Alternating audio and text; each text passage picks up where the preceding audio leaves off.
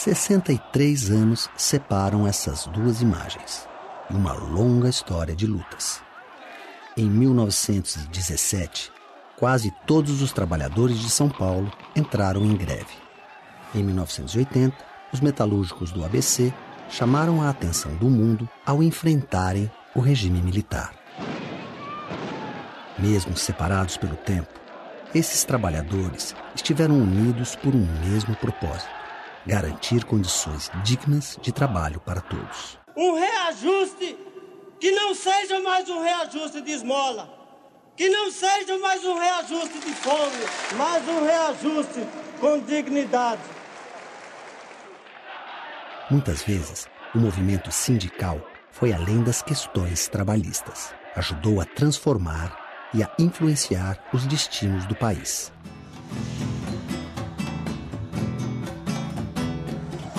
Final do século XIX. A abolição da escravatura marca o início do trabalho assalariado no Brasil. A economia era movida pela agricultura. O café, seu mais importante produto, era cultivado no estado de São Paulo, com trabalhadores imigrantes, principalmente italianos. A fortuna dos fazendeiros paulistas também impulsionou um novo negócio: a indústria. As primeiras fábricas produziam produtos simples: alimentos, calçados, tecidos. Como na agricultura, os trabalhadores eram em grande parte imigrantes. Homens, mulheres e crianças que chegavam a trabalhar 16 horas por dia em troca de salários muito baixos. A classe operária brasileira nascia sem qualquer tipo de proteção legal. Essa época, a realidade era absolutamente de uma exploração brutal da força de trabalho, né? Na verdade, não havia disciplinamento, não havia legislação, então não havia qualquer forma de regulação ou controle do nosso nascente capitalismo liberal. Os trabalhadores que já tinham criado associações de assistência a colegas desempregados ou doentes, agora começavam a se unir por seus direitos. A partir de 1900, a organização de sindicatos cresce. E qualquer movimentação para lutar por direitos, seja a jornada de trabalho, contra o trabalho dos menores, contra o trabalho exploratório das mulheres e dos jovens, etc., era visto como caso de polícia. Então, o movimento nascente do sindicalismo no Brasil, quando ia para a luta, sofria forte repressão. Várias correntes políticas e ideológicas influenciaram o movimento operário em sua formação. Então você tem ideologias sindicais, né? Tem algumas ideologias que vinculam a luta reivindicativa dos trabalhadores com a luta por uma sociedade futura, mais igualitária, mais democrática. Tem outras ideologias sindicais que se restringem a apresentar as reivindicações presentes dos trabalhadores sem nenhum projeto de transformação maior da sociedade. E dentro de cada um desses dois campos tem inúmeras variantes. Mas sindicalismo sem ideologia não existe. Os socialistas fundaram o primeiro Partido Operário Brasileiro em 1890. Mas a ideologia que mais influenciou o sindicalismo nesse período veio com os imigrantes. Foi o anarquismo. O anarcossindicalismo é, digamos assim, uma fusão da velha ideologia anarquista com o movimento sindical nascente. O anarquismo é a revolta contra a autoridade. No caso do Brasil, o anarcossindicalismo pretendia o fim da propriedade privada, a construção de uma sociedade sem classes sociais e sem Estado. O anarcossindicalismo tinha a verdadeira ojeriza do poder, dos políticos e dos partidos. Ele era um movimento de ação direta, etc. Além de defender a conquista imediata de direitos, os anarquistas viam na luta sindical um caminho para derrubar o capitalismo. Estiveram à frente de grandes movimentos, como o da Greve Geral de 1917, que envolveu trabalhadores de várias categorias. Essa greve parou a cidade de São Paulo por cerca de um mês, foram cerca de 70 mil trabalhadores envolvidos nessa greve. O clima na cidade ficou, sim, um clima de guerra civil. Houve muito tiroteio no Brás, na Moca, na Lapa, na Barra Funda. morreram operários, houve muitos atos públicos tensos e de grande demonstração de força da classe operária. Ao final, grevistas e empresários chegaram a um acordo: 20% de aumento salarial e libertação dos operários presos durante a greve. Ao longo dos anos de 1930, o sindicalismo ainda passaria por várias transformações, inclusive novas formas de representação. O grande problema de um sindicalismo anarquista é que ele chega até um momento, e quando você precisa, então, ter uma influência política, uma influência no poder para criar, por exemplo, uma legislação protetora do trabalho, etc., ele tem uma certa dificuldade. Então, a formação dos partidos políticos ligados à classe trabalhadora, como foi o exemplo do Partido Comunista Brasileiro, mostrava que era exatamente para vir superar esses limites do anarcossindicalismo e a necessidade da classe trabalhadora também ter uma ferramenta de luta política para influenciar as políticas públicas, o poder do Estado.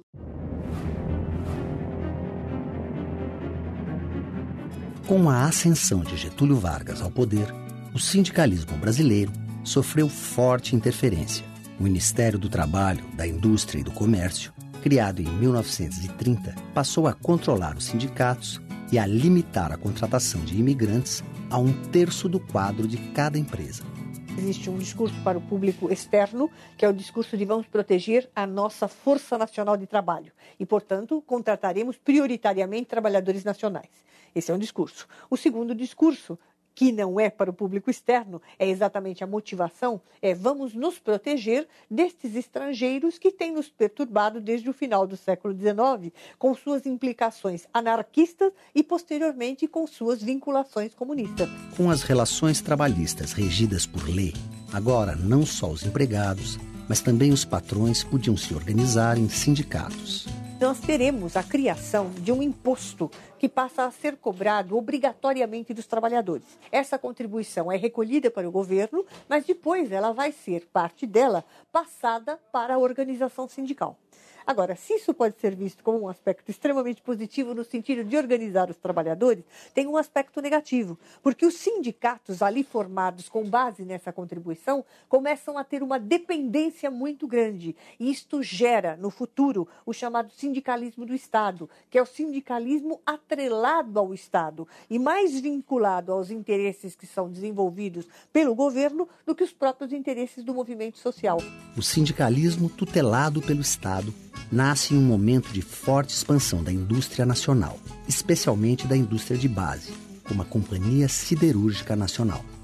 Na verdade, o Estado brasileiro tenta montar uma estrutura corporativa buscando harmonia nas relações entre trabalho e capital, evitando conflito. Para quê? Para administrar o desenvolvimento da indústria, o desenvolvimento nacional. Com o mesmo rigor que controlava o movimento sindical, Getúlio oferecia contrapartida aos trabalhadores. Criou o salário mínimo, férias anuais de 30 dias e a Previdência Social, direitos que ainda hoje são garantidos pela CLT, a Consolidação das Leis do Trabalho. O trabalhador brasileiro possui hoje o seu Código de Direitos, a sua Carta de Emancipação Econômica. Ele sabe perfeitamente o que isso vale. O Estado varguista, até os anos 45, criou uma estrutura sindical de controle praticamente dizendo, vocês não precisam se sindicalizar, deixa que o Estado cuida de vocês. No entanto, o mundo do trabalho e a economia capitalista têm contradições maiores do que os desejos dos governantes. De 45 a 64, nós vimos intensa mobilização do movimento sindical, tentando escapar desse controle do varguismo. Greves importantes, formações de centrais sindicais, uniões sindicais, movimentos de unificação dos trabalhadores. Por quê? A própria legislação sindical não contém as reivindicações dos trabalhadores. Em julho de 1962, com uma greve nacional, os trabalhadores conquistaram um antigo sonho, o 13º salário. O presidente era João Goulart, que havia se lançado na política com o apoio de Getúlio Vargas. Jango, como era conhecido, deu mais atenção às questões sociais. Trabalhadores e organizações populares ganharam espaço. Mas foi um período de turbulências. O mundo vivia sob influência da Guerra Fria. E no Brasil, as classes conservadoras temiam uma guinada do governo de Jango ao comunismo. Ele começou a olhar para a esquerda, para o mundo do trabalho e falou: ou eu faço medidas, ou então eu perco a minha legitimidade. Isto, evidentemente, acabou sendo uma ameaça brutal para as elites golpistas que já desde a década de 50 já eram anti-Getúlio, antinacional, antidesenvolvimentistas e queriam um país mais subordinado aos interesses internacionais. 1964. Um golpe militar depõe o presidente da República e estabelece uma ditadura militar que duraria 21 anos. Ao longo desse período, o regime tornou a censura, a perseguição e a tortura práticas legais. Os atos autoritários atingiram profundamente a sociedade e o movimento sindical. Mais de 500 sindicatos sofreram pressão e intervenção. O golpe, o que ele destruiu em pouquíssimos anos foi com a organização sindical e com a organização política dos trabalhadores. Vários sindicatos tiveram a diretoria cassada e ficaram sob intervenção. Muitos líderes sindicais foram presos e passaram a viver na clandestinidade. Outros foram mortos pela repressão, como o metalúrgico Santo Dias. Aqui ele aparece no documentário Braços Cruzados, Máquinas Paradas, de 1978. É hora de união. Sem união não há direito, sem luta não há vitória. Menos de um ano depois, seria assassinado com um tiro pelas costas quando estava no comando de uma greve em São Paulo e negociava a libertação de operários presos.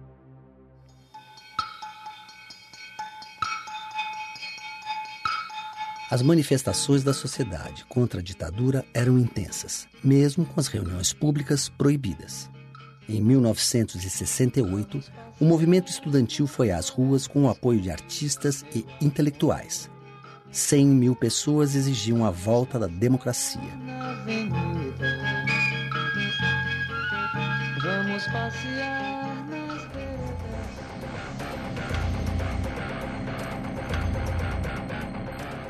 A resposta veio em forma de novas mortes e prisões.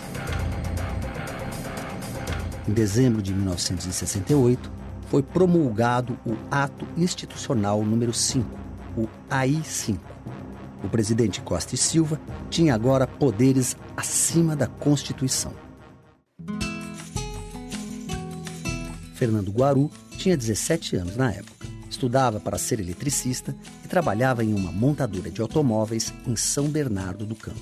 Eu não conhecia a palavra sindicato nem a palavra greve. As pessoas corriam o risco de ser presas se começassem a falar de sindicato, de luta de classes. Então, a nossa consciência era muito tênue, muito tenra. Proibidos de entrar nas fábricas e fazer reuniões públicas, os sindicatos traçavam estratégias para chegar a trabalhadores como Guaru. O que começou a acontecer, o diferente é que o sindicato vinha até a porta da fábrica. E para a gente isso era sensacional. Alguém está nos defendendo, alguém está dizendo que há um novo jeito de se organizar as coisas, que a gente pode dizer não. Então, o jornal do sindicato era proibido dentro da fábrica. Como é que a gente fazia? A gente pegava o jornal do sindicato, que alguém passava no sindicato e trazia de forma escondida, clandestina, colocava por debaixo da roupa, da camisa, e entrava dentro da fábrica, rezando para ninguém perguntar o que é que você tem aí. Então, essa voz do sindicato, de forma clandestina, que começa a ir dentro das fábricas, foi o grande diferencial e o grande despertamento para essa coisa chamada consciência de classe. Né? Com esta repressão ao sindicalismo e ao movimento político, começa a nascer uma nova corrente, que nós vamos chamar de nova corrente sindical, ligada à igreja, ligada aos operários mais jovens, dos setores mais dinâmicos da economia brasileira que começavam a nascer. As indústrias automobilísticas, o polo mais novo da industrialização global, inclusive, era exatamente aí que nascia uma classe operária mais jovem, mais liberta do passado, menos próxima do governo e das elites, e aí que a gente pode dizer que são os marcos do nascimento de um novo movimento, de uma vanguarda dos trabalhadores no Brasil. Nós teremos o nosso sindicato de volta, teremos o nosso aumento de salário. Diante de situações... O modelo econômico adotado pelos militares apostou no crescimento com recursos externos, enquanto o Estado se encarregava de investir na indústria pesada. Os bons resultados duraram pouco. Ao final dos anos de 1970, o país estava em crise. Havia miséria e concentração de renda. A dívida externa era galopante e a inflação explodia, quase 100% ao ano. O aumento do custo de vida impulsionou várias greves. A primeira coisa que os trabalhadores estavam sentindo com essa inflação era a diminuição de poder comprar comida, fazer uma boa despesa, que era o que se falava, né? Então, essa consciência de classe, ela veio através da carestia, do estômago e dessa vontade de dizer não. Então, em 1978, a barriga falou mais. O Brasil tinha uma das maiores classes operárias do mundo na época. 10 milhões de trabalhadores. Boa parte deles concentrada em São Paulo, nas cidades do ABC. A partir de 1978, as greves começaram a arrebatar multidões.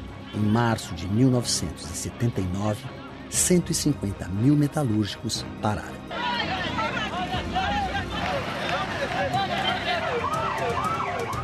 Em 1980, existe um endurecimento por parte dos patrões.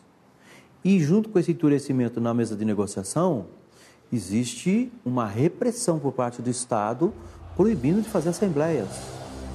Os trabalhadores, então, saem às ruas em passeatas e manifestações que também são reprimidas. Marechal Deodoro é o nome de uma avenida muito importante aqui em São Bernardo do Campo e foi palco das nossas lutas, passeatas, caminhando. Os capítulos me vêm à mente. Era cavalaria, era gente correndo, gente fugindo, gás lacrimogêneo. A greve de 1980 dura 41 dias. Lula, então presidente do Sindicato dos Metalúrgicos de São Bernardo do Campo e Diadema, é preso junto com outros 14 líderes sindicais. No estádio da Vila Euclides, milhares de pessoas se reúnem no dia 1º de maio para protestar e pressionar o governo. Eu estava entre milhares e milhares de pessoas e eu não conhecia essas pessoas. Todos os trabalhadores, eu não conhecia assim pessoalmente. Encontrei um companheiro de trabalho e nós nos abraçamos e choramos porque nós estávamos fazendo o que era proibido. A greve que começa com a questão economicista, salarial, pela dura repressão que recebe, então ela descortina, coloca à mostra uma ferida brasileira. A ditadura militar e a proibição dos direitos mais elementares dos trabalhadores. O sindicalismo do ABC, logo ele percebe que para reunir todas essas reivindicações do mundo do trabalho e para reunir um movimento pela democracia, pelas liberdades, era preciso mais do que sindicatos. Era preciso criar um partido que representasse este conjunto de insatisfações e reivindicações. Os movimentos do ABC estimularam várias categorias a lutar por seus direitos e ajudaram a precipitar o fim da ditadura em 1985. Praticamente todas as categorias começaram a fazer uma luta por direitos democráticos. A aceleração da democracia e aquilo que precipitou no movimento pela nova Constituição de 88 foi a combinação complexa das lutas operárias, das lutas sindicais e de todos os outros setores sociais de classe média e até de parte da elite que falava, olha, chega, desta intervenção, porque isto não vai nos levar a lugar nenhum. Com a volta da democracia, muitos dos que participaram das lutas sindicais passaram a fazer parte da vida política e da história do país. Nas décadas seguintes, o sindicalismo enfrentaria novas dificuldades. Nos anos de 1990, uma nova crise econômica enfraqueceu os sindicatos. A década começou com hiperinflação e o Plano Collor, que causou forte redução nas atividades do comércio e da indústria. Então, o sindicalismo teve que olhar para tudo isso e tentar ainda construir formas de luta, porque o mundo do trabalho não melhorava, né? O salário caía, as pressões aumentavam, a jornada se estendia, as pessoas adoeciam mais e o sindicato tinha que dar resposta para isso, mas ele tinha dificuldade de mobilização. O emprego, estando em questão, né, dificultava a participação das pessoas. O mundo do trabalho vem passando por grandes transformações nas últimas décadas. Novas tecnologias substituem o trabalhador. Surgem novas atividades. O trabalho agora pode ser terceirizado e também à distância.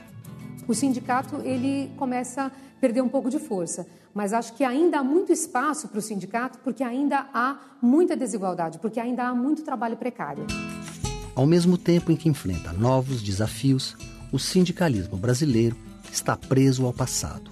A estrutura sindical brasileira ainda é aquela criada por Getúlio Vargas. O que acontece é que existem muitos sindicatos, que a gente chama de sindicatos de cartório, sindicatos fantasmas praticamente, que se criam, né, que proliferam praticamente para recolher o imposto sindical. É uma bobagem o trabalhador ter parte do seu salário como imposto e como contribuição para um sindicato que ele não sabe como age, que ele não sabe como é. Então eu conclamo aqui todos os trabalhadores a irem aos sindicatos para ver como é, como é que funciona e o quanto ele pode ser útil para você.